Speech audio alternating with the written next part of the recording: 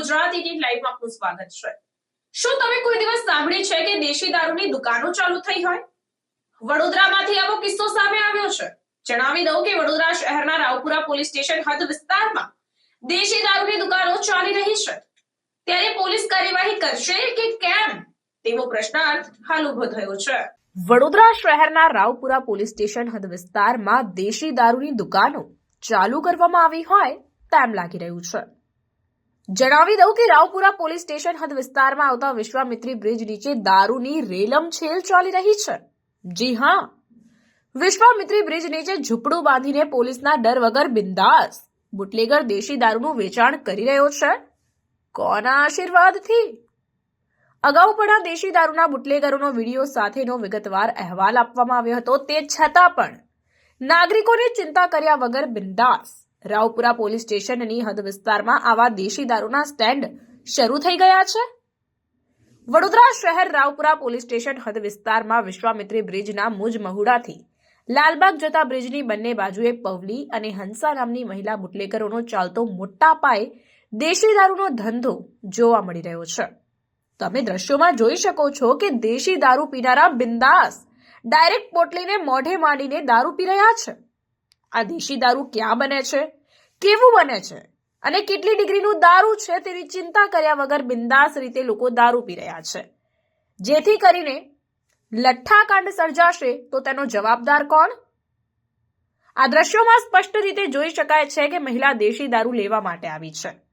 દેશી દારૂના અડ્ડા ઉપર મહિલા દેશી દારૂ લેવા આવી અને દારૂ લઈને જઈ રહી છે। તો હવે એ દારૂ પોતે પીશે કે પછી તેના કોઈ ઓળખીતાને આપશે, તે પણ એક સવાલ છે। પરંતુ ગુજરાતમાં તો મહિલા સશક્તિકરણ અને મહિલાની અવાજ ઉઠાવતી સરકાર માટે આ દ્રશ્યો કેટલા ચિંતાજનક અને દુઃખદ બાબત કહેવાય। આવા વિષયો પર સરકાર અને પોલીસને કડકમાં કડક પગલાં ભરવા જોઈએ, નહીં તો આવનારા સમયમાં મહિલાઓ પણ દેશી દારૂની હાટડીઓ પર દારૂ પીતા જોવા મળે તો નવાઈ નહીં તેમ લાગી રહ્યું છે। મહિલા સશક્તિકરણની વાત કરતી સરકાર આવા દારૂ વેચનારાઓ પર અંકુશ નથી લાવી શકતી, તેનું કારણ શું? વિશ્વામિત્રી નજીક બુલેટ ટ્રેનનું કામકાજ ચાલે છે, જેના કેટલાક મજૂરો પણ ત્યાં દેશી દારૂ પીવા માટે આવે છે અને પાર્સલ લઈ જાય છે। ત્યારે જો આ દેશી દારૂ પીધા પછી કોઈ પણ મજૂરનું અકસ્માત થાય કે મજૂર દ્વારા દેશી દારૂ પીધા પછી અકસ્માત સર્જવામાં આવે તો તેનો જવાબદાર કોણ? પોલીસ કે બુટલેગર? વિશ્વામિત્રી બ્રિજ નીચે મહિલાઓની કોલેજ પણ આવેલી છે, ત્યારે મહિલા કોલેજની બાજુમાં જ પવલી નામની મહિલા બુટલેગરનો મોટો દેશી દારૂનો અડ્ડો ધમધમી રહ્યો છે। જો કોઈ વ્યક્તિ દેશી દારૂ પીને મહિલાની છેડતી કરશે કે પછી કોઈ અણબનાવ બનશે તો તેનો જવાબદાર કોણ? બુટલેગર કે પોલીસ? તે પણ સવાલ છે। વડોદરા શહેરમાં પોલીસ દ્વારા ગુનાખોરીને ડામવા માટે એલસીબી, પીસીબી, એસઓજી, ડીસીબી જેવા સ્કોડ બનાવવામાં આવ્યા છે, પણ એક પણ સ્કોડને આ ગેરકાયદેસર રીતે ચાલતા બ્રિજ નીચેના દારૂના અડ્ડાઓ કેમ દેખાતા નથી, તે પ્રશ્ન ચર્ચાનો વિષય છે।